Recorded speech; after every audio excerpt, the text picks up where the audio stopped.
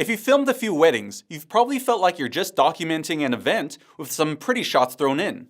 Well, you can be approaching your work to be so much more valuable for your clients. Let's join 31 Films in a snippet from their Together workshop as they discuss on how they focus on making heirlooms, not documentaries. And for the full workshop, check out the link in the description.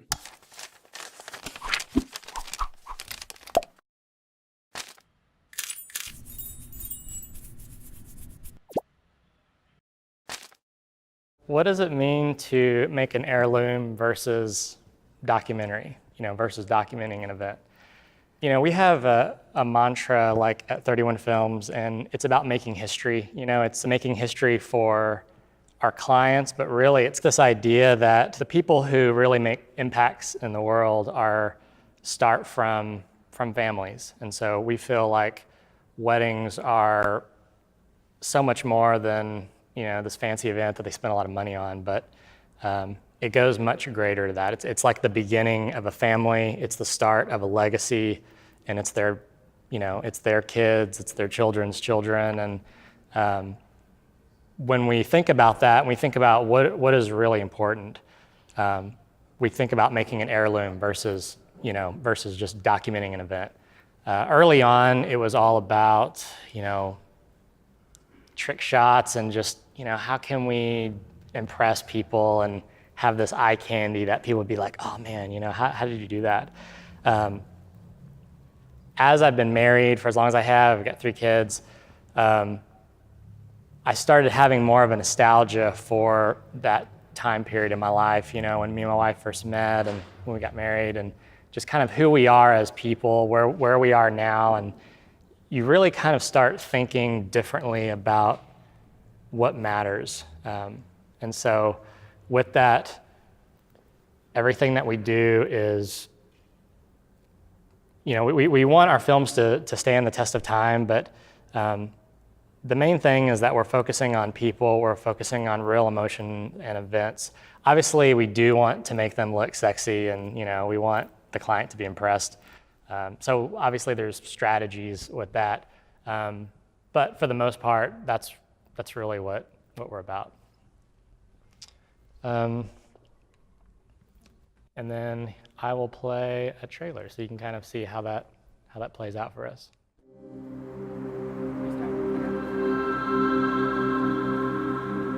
God gave us marriage for the full expression of the love between a man and a woman.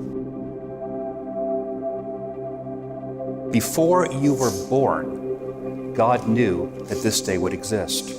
I'm here. I know. Oh, and you can...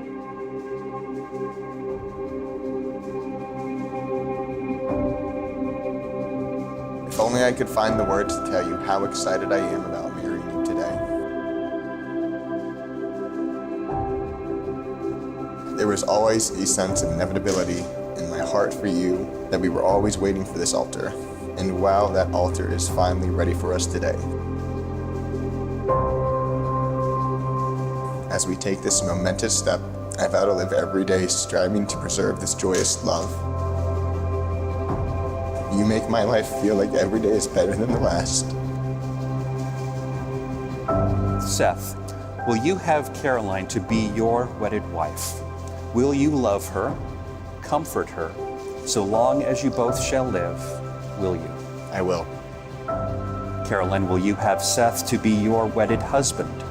Will you love him, comfort him, so long as you both shall live? Will you? I will. And there we spend our whole lives writing happier pages in our love story. You have my heart forever.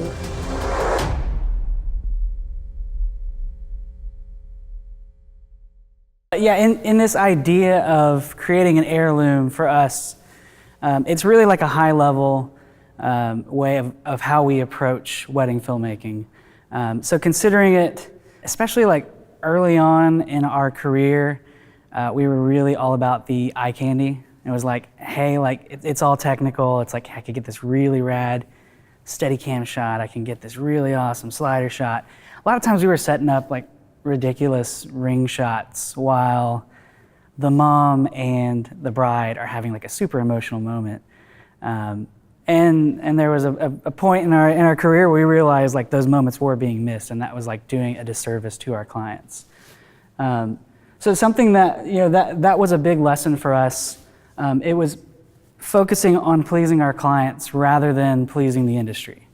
So for so long we were just, it was all about the forum. Like, I'm gonna finish, and back then, I mean, it was literally a forum. It wasn't Facebook, but we're gonna log on to wedfact.com and we're gonna share this, and like, I really hope this gets bumped up, and that's really all you were thinking about. But in the end, your clients are your clients, and filmmakers aren't. So you need to focus on what is it that your clients want? What will they care about? Another element in this is that the wedding industry is fairly full of fads. There's a lot of things that will come and go. And for us, it's always been finding the things that we felt wouldn't be timeless and trying to resist those.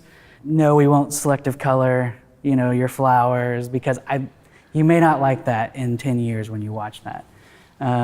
So those are the things that, like, really, when it comes to storytelling, like, try to think of the elements that are timeless.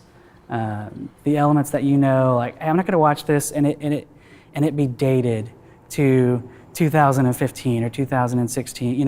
You want them to be able to watch this and enjoy it. A little note on that is focus more on the people, not necessarily the things. Do we still get dress shots? Sure. Like, those are important things. It's a part of their day. But there's a lot of times where the specific events of a wedding don't really make it in their wedding film for us. They did a cake cutting. That's really cool. But maybe there were some really personal stories that happened, and those are the things we were going to focus on. So it's easy to start thinking about, hey, what were the things? What were the events? And how should I plug those in? But really, like, think of it on a bigger picture. Like, what is this couple's story? Like, what will represent them? Especially in 20 years.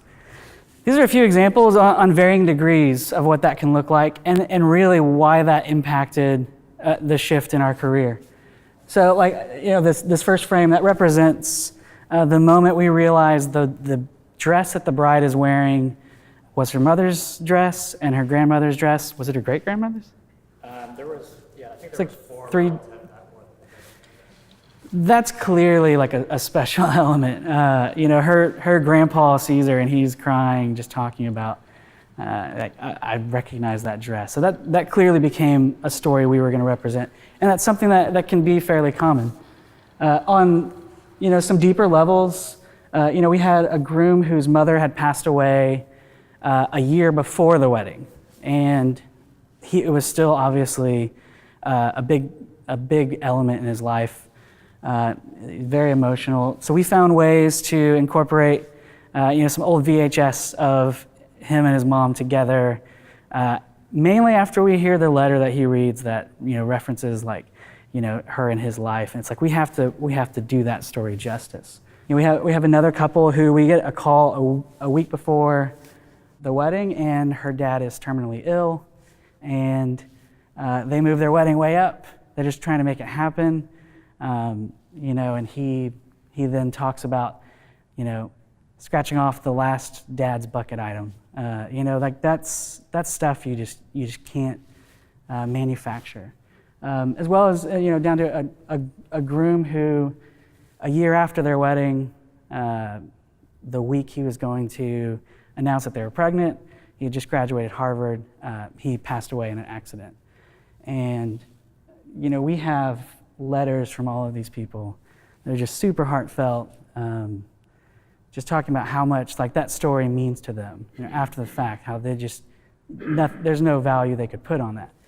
We've never gotten a letter thanking us for our really sweet detail shots or the great Steadicam work or anything like that. So that, for us, those were the paradigm shifts in our brand vision, where we decided, okay, these are the things that we do need to focus more on. Even early on, we noticed like the only feedback we'd get, it'd be like, hey, I love my edit. This is beautiful. Can my mom be in it? And like for us, it's like, of course your mom should be in your wedding film, and I should have considered that. So those are things that, like, I think sometimes as you get older and as you mature in the industry, you start to realize these are the things that matter. But those are just big parts of what we have focused on. Was your mind blown with knowledge just like mine was? Check the links in the description for the full workshop, and remember to subscribe to get more mind-blowing nuggets from professional filmmakers. And do share what your takeaways were in the comments section below. Go ahead, I'll wait.